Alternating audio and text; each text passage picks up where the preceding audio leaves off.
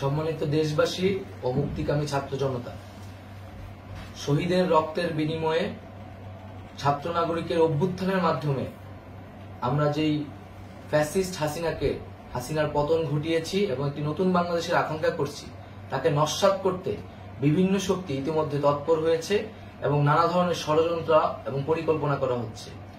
আমরা মুক্তিকামী ছাত্র জনতার পক্ষ থেকে স্পষ্টভাবে বলতে চাচ্ছি যে এই বাংলাদেশকে ফ্যাসিবাদী রেজিম থেকে মুক্ত করার জন্য এবং একটি নতুন বাংলাদেশ, জনগণের বাংলাদেশ প্রতিষ্ঠার জন্য সকল ধরনের ষড়যন্ত্রকে নস্যাৎ করার জন্য, প্রতিহত করার জন্য বাংলাদেশের ছাত্র জনতা কিন্তু সদা প্রস্তুত রয়েছে।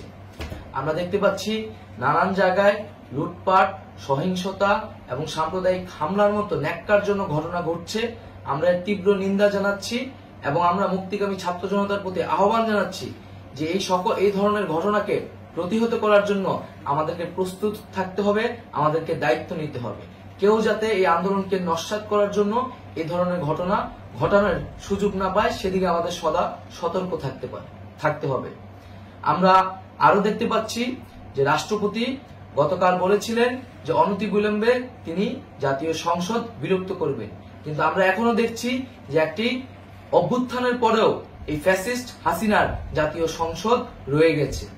তাই আমরা ঘোষণা করছি যে আজ দুপুর ৩টার মধ্যে এই ফ্যাসিস্ট হাসিনার যে জাতীয় সংসদ, সেই সংসদের বিলুপ্তি ঘোষণা করতে হবে। যদি আজ বিকাল ৩টার মধ্যে এই জাতীয় সংসদের বিলুপ্তির ঘোষণা না আসে, তবে আমরা কঠোর কর্মসূচি দিতে বাধ্য থাকব। এছাড়া বন্ধুগণ, সবার জন্য আমরা জানাচ্ছি যে আমাদের যে অন্তর্বর্তীকালীন সরকারের কথা আমরা বলেছি, সেই সরকারের প্রধান উপদেষ্টার নাম আমরা ইতিমধ্যে ঘোষণা করেছি এবং এই সরকারের অন্যান্য উপদেষ্টা সহ সামগ্রিক রূপরেখা আমাদের প্রস্তুত রয়েছে। আমরা খুব শীঘ্রই সেই রূপরেখাটি জাতির সামনে উপস্থাপন করব। আমরা বাংলাদেশে স্থিতিশীলতা চাচ্ছি, সমাজে ন্যায় বিচার চাচ্ছি, সেজন্য কার্যকর পদক্ষেপ নিতে হবে এবং তার প্রথম পদক্ষেপটি হতে হবে এই জাতীয় সংসদ ভেঙে দেওয়া।